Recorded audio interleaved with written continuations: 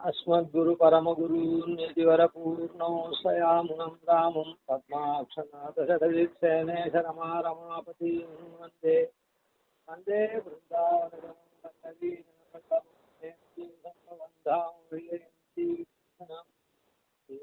वेङ्कटनाथार्यः कवितार्किणे वेदान्ताचार्यवर्यो मे सन्निधत्तां सदा हृदि प्रणामं लक्ष्मणमुनिः प्रतिगृह्णातु मामकम् प्रसादयति यत्सूक्तिः स्वाधीनपत्तां श्रुतिम् प्रथयन् विमतेषु तीक्ष्णभावं प्रभुरस्मत्परिरक्षणे यतीन्द्रः अपृथक् प्रतिपन्नयन्मयत्वैः ववृधे पञ्चभिरायुधैर्मुरारेः. இந்த ஸ்லோகத்துல ஸ்ரீபாஷ்யக்காரர் பஞ்சாயுதங்களுடைய அவதாரம், பஞ்சாயுதங்கள்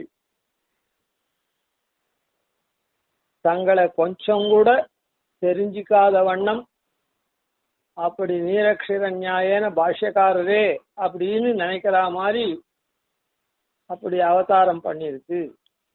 அதான் அப்ருதக் பிரதிபன்ன என்மயத்வைஹி ஆன மாதிரியான பஞ்சாயுதங்கள் அப்படி இருக்கு அப்படின்னு சொல்லி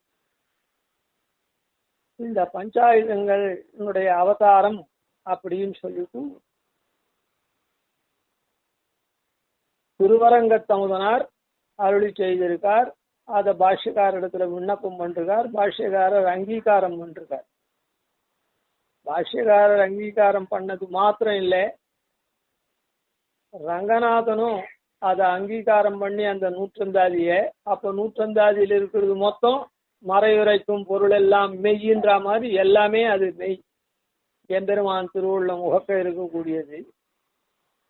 அப்படி சப்தாவரண தினத்தின்னைக்கு ஒரு சன்னிவேச விசேஷத்துல வாத்தியங்கள்லாம் நிறுத்திட்டு இந்த நூற்றந்தாதியை சேவிக்கும்படி எம்பெருமான் பணித்தார். அதே மாதிரி திருவத்தியன உற்சவத்துல இயற்பாசாத்து முறையில ஸ்ரீகோஷத்தை கொடுக்க சொல்லி நூற்றந்தாதியும் சேவிக்க பணித்தார் இயற்பா முடிவுல அப்படின்னு சொல்லி ஐதீகம் கோவிலொழுகுல இருக்கிறதுனால ஒரு தடவைக்கு 2 தடவை பெரிய பெருமாள் ரங்கநாதன் இத திருச்செவி சாத்திரத்துக்கு பணிச்சிருக்கான். பாஷ்யக்காரரும் திருச்செவி சாத்திருக்கார். அதனால பஞ்சாயுதங்களுடைய அவதாரம் அப்படின்றத அப்படி பெரிய பெருமாள் பாஷ்யக்காரெல்லாம் உகந்தத்தை தான் இந்த சுவாமி தேசிகன் சாதிச்சிருக்கார். அதுல ஒன்றும் எந்த விதமான சம்சயமும் அதிசங்க பண்றதுக்கு இல்லை. இந்த பஞ்சாயுதங்கள் என்மயத்தை அப்ருதக் பிரதிபன்ன என்மயத்தைன்னு இருக்க. இந்த மாதிரி பஞ்சாயுதங்கள் தங்களுடைய இதுவே தெரியாதபடி தாங்கள் வேறு அப்படின்றதெல்லாம் வேறுபாட்டை அடையாது இருக்கக்கூடிய உடையவருடைய சொரூபத்தை உடையவதா இருக்குது அப்படின்னு சொல்றது அது சரியா? பஞ்சாயுதங்களுடைய அவதாரம் இருக்கட்டும், அவதாரம்னு அது தெரியலையே நமக்குன்றதுனால உடனே இப்படி சொல்லிடலாமா அப்படின்னு சொன்னா, பஞ்சாயுதங்கள்லாம் எப்படி தாங்கள் ஒரு இடத்துல இருந்தா அது தங்களுடைய சொரூப சுபாவத்தை காட்டாதையே அப்படியே மறைச்சு எதில் இருக்குமோ எதில் இருக்காளோ அதே ரூபமா தான் சேவை சாய்ப்பாளே தவிர அதுல மாறுதலாவே இருக்காது. பிரத்யாதிஷ்ட புராதன பிரகரண கிராமஹா க்ஷணம் வாணிஜை அவ்யாத்ரீணி ஜகந்திய குண்ட மகிமா வைகுண்ட கண்டீரவஹா அப்படின்ற ஸ்லோகத்துல பெருமாள் என்ன பண்றான்? ஆதேசம் பண்றான், பிரத்யாதேசம். நீங்கள்லாம்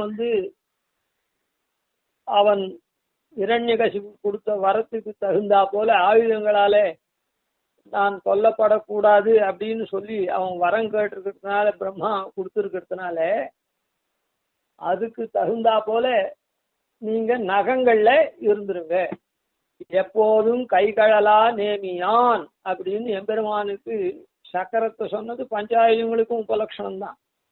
அதனால எப்பவுமே பெருமாள் இதெல்லாம் விடாத இருக்கான்,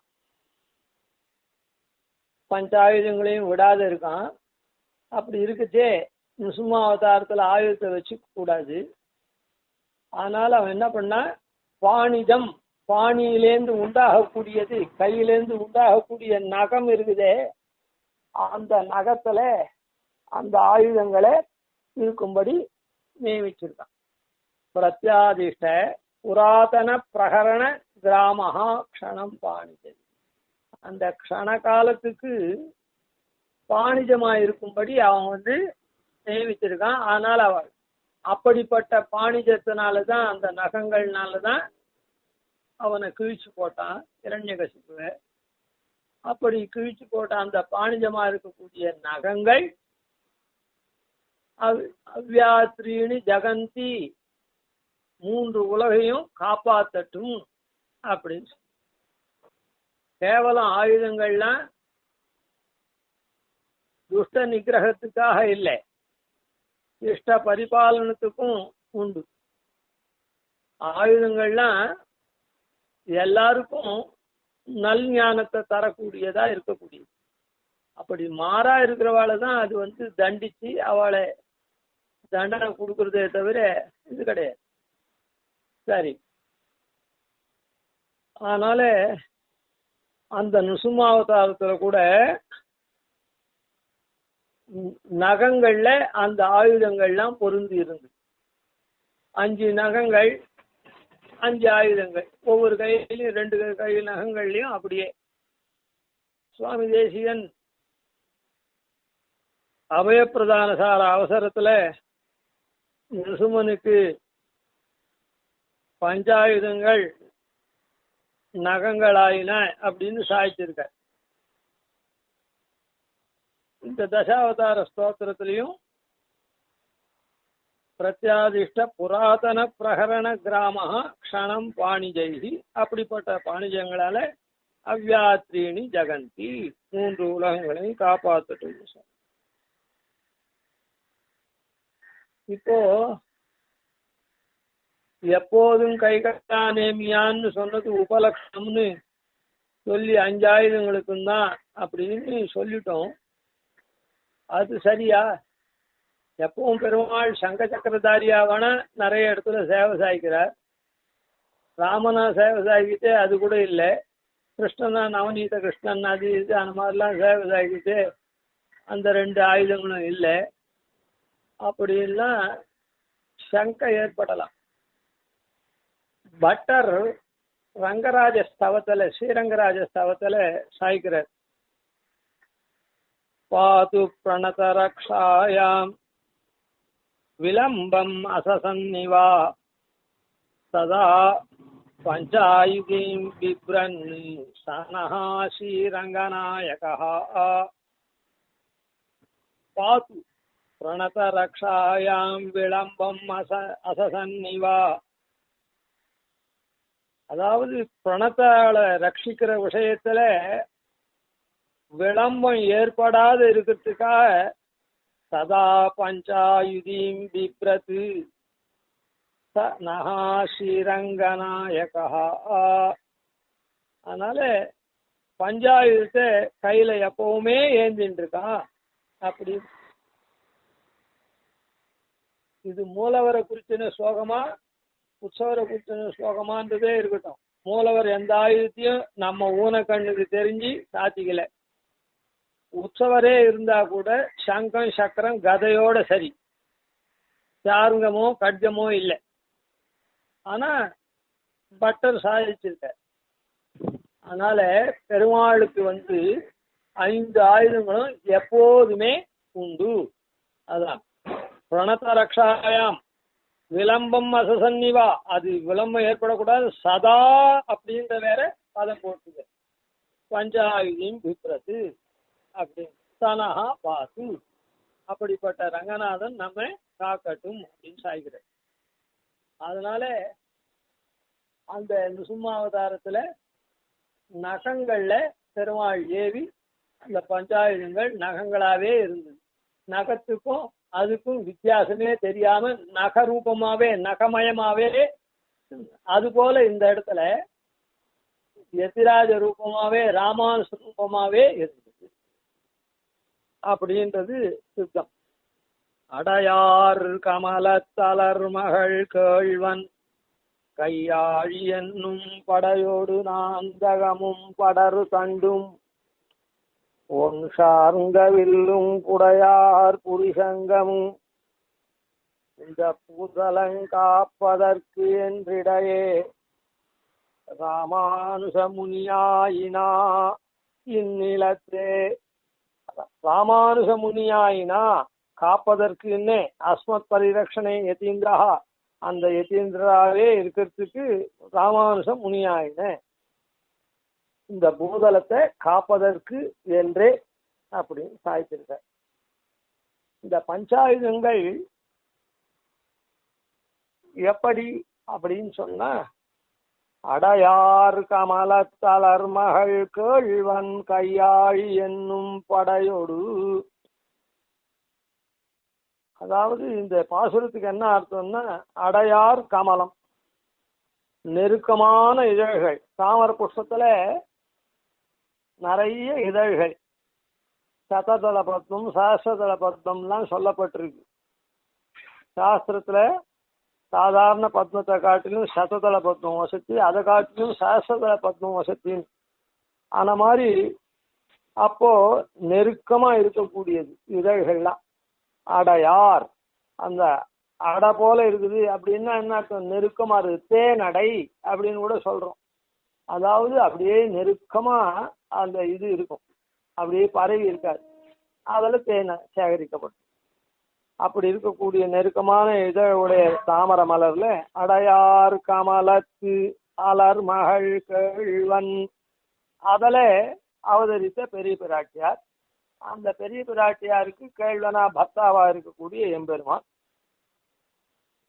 அவனுடைய திருக்கையில கை ஆழி என்னும் படையோடு சக்கரத்தாழ்வானோட கூட ஆழின்ற ஆயுதத்தோட கூட நாந்தகமும். நாந்தகம் அப்படின்னா நாந்தகம் கட்டம் சதாகம் சரணம் பிரபத்தே. அதனால கத்தி இருக்க, கத்தின்ற ஆயுதம் இந்த வாள், அதுக்கு அதிதேவதை நாந்தகம்.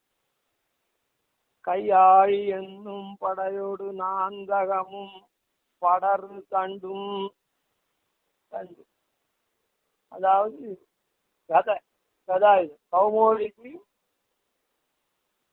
கதாம் சதாகம் சரணம் பிரபத்தே அப்படின்னு கதாயுதம். அதுக்கப்புறம் ஷாருங்கம். ஷாருங்கம்ன்றது வில். ஷாருங்கம் சதாகம் சரணம் பிரபத்தே. படரு தண்டும் ஒன் ஷாருங்க வில்லும் உடையார் புரிசங்கமும்.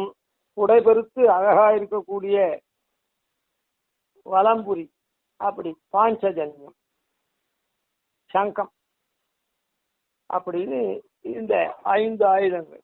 இந்த 5 ஆயுதங்கள்னால நமக்கு என்ன பிரயோஜனம், இவாள்லாம் என்ன பண்ணி தரா நமக்கு அப்படின்னு சொன்னா,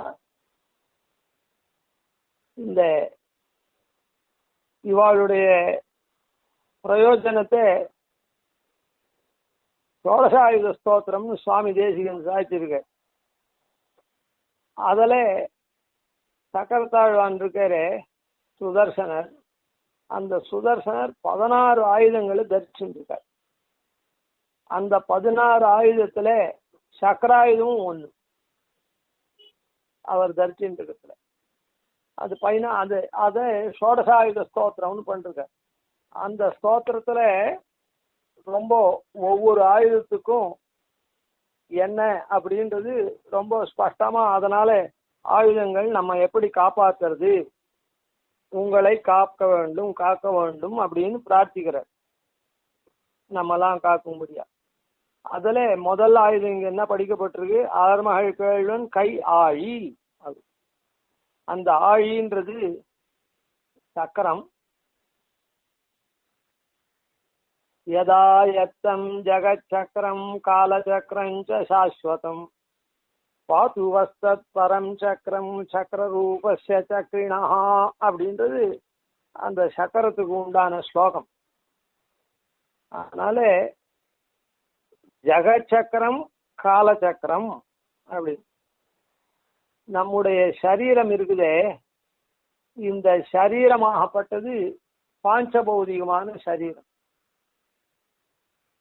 நாம இருக்கக்கூடிய இடம், அனுபவிக்கக்கூடிய பொருள், போக்கிய போகோபகரண எல்லாம் அந்த பாஞ்சஜன்யமான அந்த ஜகத் தான். இதெல்லாம் தான் ஜகத்துன்னு பிரதிபாதிக்கப்படுறது. அதனால இந்த ஜகத்து என்ன பண்றதுன்னா பிரகிருத்தியினுடைய பரிணாமமானதுனால இந்த பாஞ்சபௌதிகம்லாம் பஞ்சபூதங்கள்லாம் அது எப்பவும் நித்யா சதத விக்ரியா அப்படின்னு மாறிண்டே இருக்கும். ஒரே மாதிரி இருக்கவே இருக்காது, மாறிண்டே இருக்கும். சதத விக்ரியா, விக்ரியா மாத்திரம் இல்லை, சதத விக்ரியா எப்பவும் மாறிண்டே இருக்கு. நாம பெரிய கல்லால கட்டி இருக்குமே அப்படின்னு சொன்னா கூட அந்த கல்லுல கூட க்ஷணே க்ஷணே க்ஷணே க்ஷணே மாறிண்டே தான் இருக்கும். அந்த மாறுதல் பல்லாயிரம் வருஷங்களுக்கு நமக்கு தெரியாது வித்தியாசமா. சில மாறுதல்கள்லாம் இப்ப புஷ்பம் உண்டாருதுன்னா பார்த்தா மொட்டா இருக்குது, அதுக்கப்புறம் பார்த்தா மலர்ந்து இருக்குது, மென்மையா இருக்குது, அதுக்கப்புறம் பார்த்தா வாடி போயிருக்கு, சரகா இருக்குது. அது ஒரே நாள்ல தெரியுது சொல்றேன். ஆனா மாதிரி சிலது அப்படி தெரியுது, சிலது ஆனா எப்பவும் மாறிண்டே இருக்கு. அதனால நம்முடைய உடல் தோன்றின நாள்ல இருந்து, நாம பிறந்த நாள்னா கர்ப்பாதான ஆனத்துல கொஞ்சம் கொஞ்சமா வளர்றதும் தேயறதும் அது இது அப்படி இருந்துட்டே தான் இருக்கும் க்ஷணே க்ஷணே. அதனால இந்த ஜகத் சக்கரம் அது சக்கரம் போல சுழண்டு இருக்குது, மாறுதலை சொல்ற. ஆனால் இந்த ஜகத் சக்கரம் யாருடைய அதீனம்? அந்த சக்கர ஆயுதத்தினுடைய அதீனம். கால சக்கரம், காலம்ன்றதும் க்ஷணே க்ஷணே போய காலங்கள், போகு காலங்கள், போகின்ற காலங்கள்னு போயிண்டே இருக்குது. காலம் மாறிண்டே இருக்குது. அந்த காலம் மாறிண்டே இருக்குது. ஒவ்வொன்றுத்துக்கும் இவ்வளவுதான் காலம் அப்படின்னு நிர்ணயம் பண்ணிருக்கிட்டு அந்த ஒவ்வொரு க்ஷணமும் மாறிண்டே இருக்குது. அதாவது வரப்போற காலம் குறைஞ்சுட்டே இருக்குது, கழிஞ்ச காலம் கூடிண்டே இருக்குது. இந்த காலச்சக்கரம் இது ரெண்டுமே யதா யத்தம் ஜகச்சக்கரம் காலச்சக்கரம் சாஸ்வதம், நித்தியமான இந்த காலச்சக்கரம், இந்த ஜகச்சக்கரம், இந்த சரீரம், அப்புறம் இந்த சரீரம் இருக்க வேண்டிய நாள்னு குறிக்கப்பட்டிருக்குதே நம்முடைய புண்ணிய பாபத்துக்கு தகுந்த மாதிரி, இது ரெண்டும் யதாயத்தம் எந்த சக்கரதாயத்துக்கு நால இருக்கு. அதனால யதாயத்தம் ஜெகச்சக்கரம் காலச்சக்கரம் பாத்து வஸ்த அப்படிப்பட்ட சக்கர ரூபச சக்கரினா சக்கராயுதத்தினுடைய சக்கரினா சக்கரத்தை கையில இருந்த சுதர்சனுடைய சக்கரம் நம்ம உங்களை காக்கட்டும் அப்படின்னு சொல்றோம். அதனால ஒருவனுக்கு நல்ல சரீரமும் ஏன்னா சுழண்டுண்டே இருக்கக்கூடிய இந்த பாஞ்சபௌதிக சரீரம் தானே, அது யாருடைய அதீனத்துல? அவருடைய அதீனத்துல இருக்கு. அதே மாதிரி எவ்வளவு நாளைக்கு இருக்கணுமோ அவ்வளவு நாளைக்கு அது இந்த ஜெகச்சக்கரமும் காலச்சக்கரமும் அந்த சக்கராயுதத்தினுடைய அதீனமானதுனால சக்கராயுதம் நம்முடைய சரீரம் இருக்க வேண்டிய நாள் எவ்வளவு நாளோ அந்த நாள் வரையில் இருக்கிறதுக்கு உண்டான தன்மையை கொடுத்து நம்ம காப்பாத்தணும். அதனால ஒருத்தன் இங்க இருக்கான்னு சொன்னா அவனுடைய சரீரம் அந்த குறிப்பிட்ட நாள் வரையில் அந்த சரீரம் இருக்கும். அது யாருடைய அதீனத்துல? சக்கராயுதத்தினுடைய அதீனத்துல.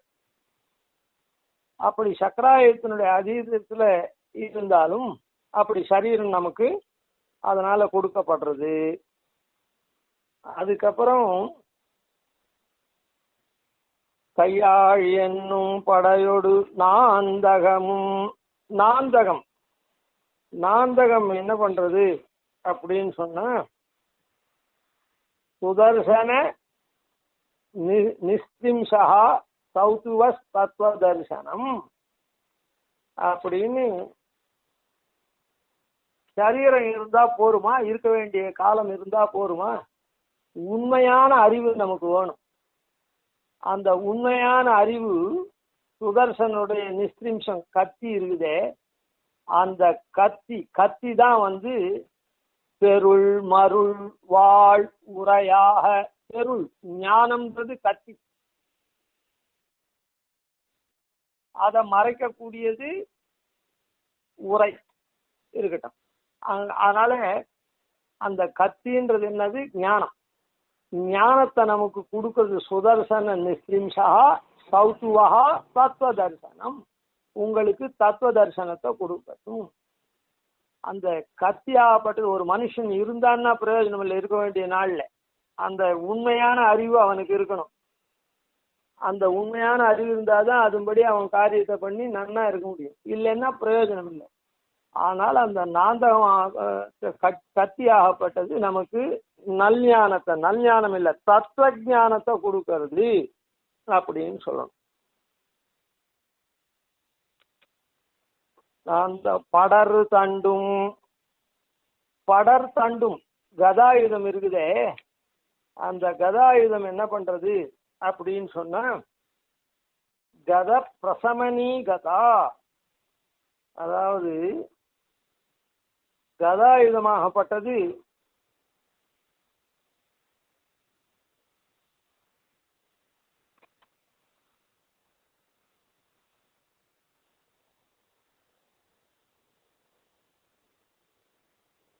நோய், அந்த நோய் இல்லாத சரீரமா இருக்கணும். சரீரம் இருந்தா போராது, ஞானம் தத்துவ ஞானம் இருந்தா போராது. அதுபடி நாம ஒழுகத்துக்கு நடக்கிறதுக்கு அந்த சரீரம் நோய் இல்லாத இருக்கணும். அதனால சாவ சௌதர்சனி பூயாத் சௌத்துவஹா தத்துவ சாவ சௌதர்சனி பூயாத் கத பிரசமனி கதா அப்படின்னு அந்த நம்முடைய நோயை அந்த கதை போக்கடிக்கிறது.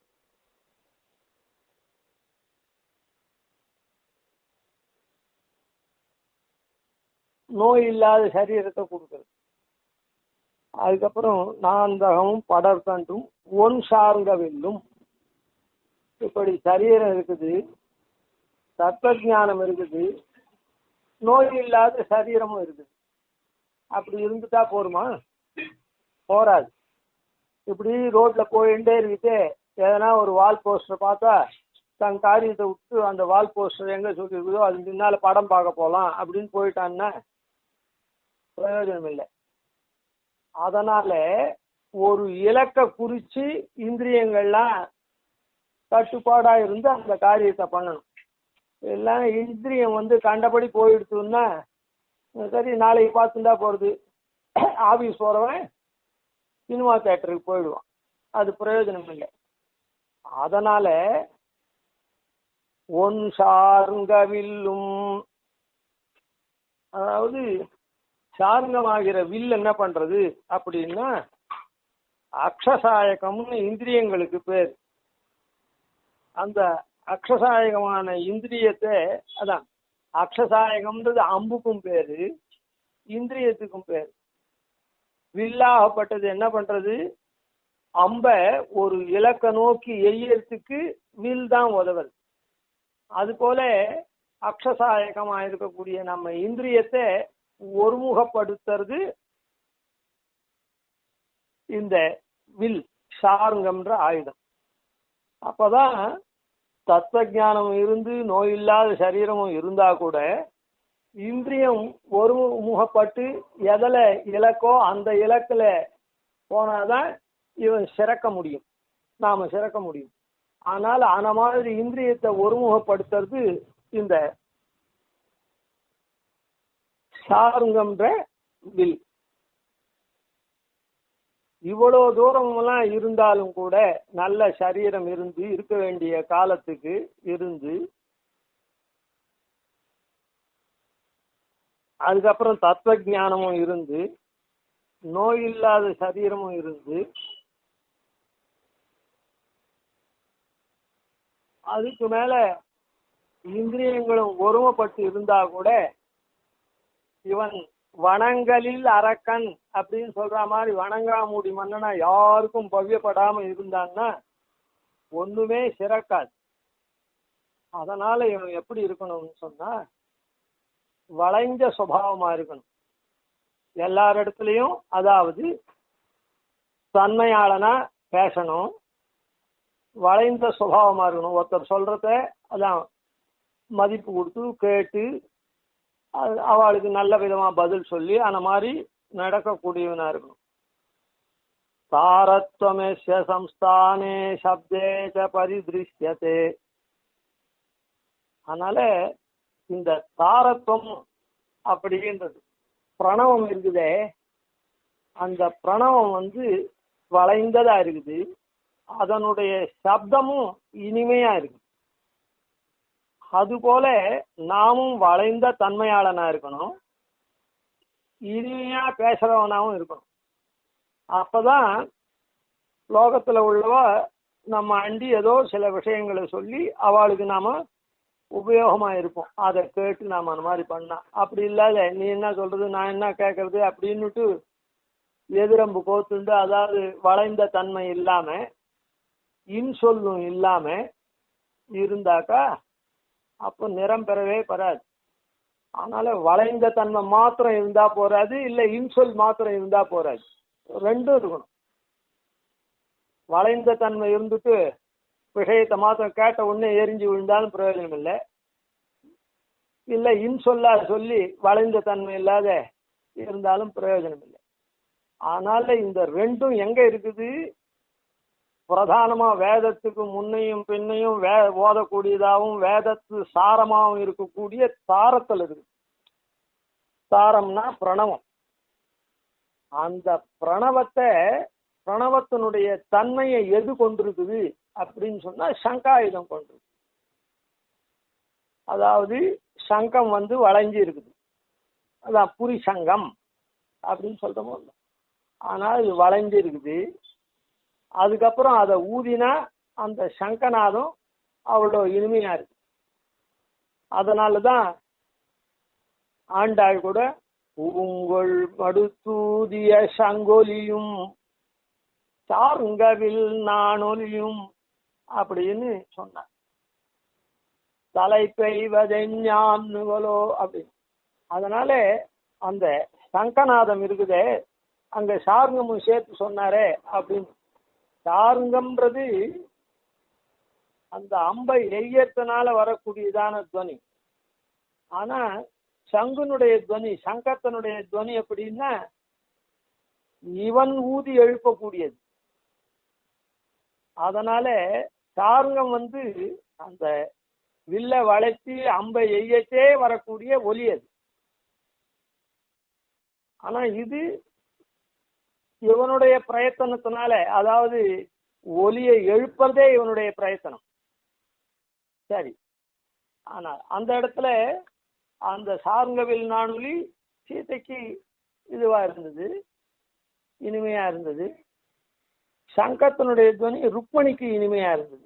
கிருஷ்ணன் அந்த காத்தியாயினி கோவிலுக்கு போச்சே கிருஷ்ணன் தன்னை எடுத்துன்னு போகணும்னு சொன்னா, அதுபடி தான் வந்துட்டேன்ற தான் வரவை அறிவிக்கிறதுக்காக சங்கத்துவனியை ஊதினான். அதனால பூங்கொள் திருமுகத்து மடுத்தூதிய சங்கோலியும் சார்ந்தவில் நானொலியும் தலைப்பெருஞான்களோன்னு ஆண்டாள் பாடினான். சரி இருக்கு. அதனால இந்த தாரத்தும் பிரணவத்தில் இருக்கு. வேதம் நமக்கு எல்லாத்தையும் அறிவிக்கிறது, நாம எப்படி இருக்கணும். பிரமாதாவான இருக்கக்கூடிய நமக்கு பிரமேயம் என்ன, பிரமாதாவனுடைய தன்மை என்ன, அதான் பிரமேயம் எப்படிப்பட்டது அப்படின்றத காண்பிக்கிறது. அதனால பிரமேயத்துக்கு நாமெல்லாம் சேஷபூத்தன்னு காண்பிக்கிறது, பிரமேயத்தை நாமெல்லாம் சார்ந்து இருக்கணும்னு காண்பிக்கிறது. அப்படி இருக்கக்கூடிய அந்த பிரணவத்தினுடைய தன்மையை சங்கம் கொண்டிருக்குது. அந்த சங்கம் அந்த சங்கமாகப்பட்டது நமக்கெல்லாம் அந்த தாரத்துவத்தினுடைய தன்மையை தருது. தாரத்வம் எஸ்ய சம்ஸ்தானே, உருவத்திலையும் தாரத்தை போல இருக்குது, வளைஞ்சி இருக்குது. சப்தேச்சா, துவனியிலையும் அது பிரணவத்தை ஏகமாத்திரம், திமாத்திரம், திரிமாத்திரம், சார்த்த திரிமாத்திரம் அப்படின்னா பிரணவத்துக்கு இது இருக்குது. அப்படியெல்லாம் பிரணவத்தை சொல்லணும். அப்படி சொல்லச்சே அந்த பிரணவத்தினுடைய ஒலி கேட்கறதுக்கு அப்படியே ரம்யமா இருக்கும். குடையார் புருஷன், அதனால் தாரத்வம் எசே சம்ஸ்தானே சப்தேச்ச பரிதிருஷ்யத்தே பிரபோ பிரகரணேந்திரச்சே பாஞ்சஜன்ய ஸ்தபாசுவா, உங்களை அந்த பாஞ்சஜன்யம் காக்கட்டும் அப்படின்னு சாய்க்கிறது. அதனால நமக்கு இந்த எல்லாம் இருந்தாலும் இந்த வளைந்த தன்மையும் இன்சொல்லும் இருக்கணும். அதை சங்கம்தான் தருது. அப்படிப்பட்ட பஞ்சாயுதங்கள் ஸ்ரீபாஷ்யக்காரர் உருவில இருந்து நமக்கு அவருடைய கிரந்தங்கள் மூலமா எல்லா விஷயத்தையும் தெரிவித்து நம்ம எம்பெருமானிடத்துல சரணாகதி பண்ணும்படியா பண்றது. அஸ்மத் பரிரக்ஷணே யதீந்திரஹா அப்படின்னு சொல்லப்பட்டது. அதனால யதீந்திரர் இந்த மாதிரி சமர்த்தராயிருக்கார். அதனால பஞ்சாயுதங்களுடைய அவதாரம் யதீந்திரர். அந்த பஞ்சாயுதங்கள்னால விமதேஷு தீக்ஷ்ணபாவம், அதாவது ஸ்ரீபாஷ்யாதி கிரந்தங்கள், பாஷ்யம், தீபம், சாரம், வேதார்த்த சங்கிரகம் மூலமா கீதா மரத்தெல்லாம் நிரசனம் பண்ணி நமக்கு தெளிவு பிறக்கத்தை கீதா பாஷ்யத்தினால பண்ணி, அதுக்கப்புறம் அகிஞ்சனாதிகாரிகள் உட்பட எல்லாருமே உய்யலாம் அப்படின்றத உயர் வழியான சரணாகதியை கத்தியத்திரையாதிகள் மூலமா சாதிச்சு, இப்படி இருக்கிறவா எல்லாரும் இங்க நாள்ல துருவாஸ்மிருதியோட கூட எம்பெருமானுடைய சம்பந்தத்தை உடையவர்களா அப்படியே மேல் மேலும் உத்தரோத்தரம் வளரக்கூடியதா நித்திய கிரந்தத்தை அருளி இப்படி நமக்கு பண்ணி நம்ம காக்கிறார். அதனால விமதேஷு தீக்ஷ்ண பாவத்தை உடையவராயும் நம்ம ரட்சிக்கிறதுக்கும் ரெண்டுத்திலையுமே சமர்த்தரா இருக்கக்கூடியவர். காரணம் பஞ்சாயுதங்களுடைய அவதாரம். இந்த ஸ்லோகத்துல இதுதான் சாதிக்கிறார். அதனால யதீனாம் பத்தி மொத்தத்துல யதிராஜர் அப்படின்னு ராஜா மாத்திரம் இல்லை, அதனால சரணாகத சார்த்தவாகம்னு சொன்னாரு. அதை இந்த இடத்துல நன்னா விவரிச்சு ஆன மாதிரி தன்மை இப்படி பாஷ்யக்காரருக்கு ஏற்பட்டதுக்கு காரணம் இவர் பஞ்சாயுதங்களுடைய அவதாரம். மேல நாளைக்கு பார்ப்போம். கவிதார்த்திக சிம்ஹாய கல்யாண குணசாலினே ஸ்ரீமதே வெங்கடேஷாய வேதாந்த குரவே நமஹ. ஆதிவன்ஷடகோபாதீனதிவர்யான் பஜே நிஷம் ஸ்ரீரங்கபூர்வஷடஜித்யதீசானபதாஸ்ரயம் ஸ்ரீவத்சவம்சதிலகம் வந்தே ஸ்ரீகிருஷ்ணதேசிகம்.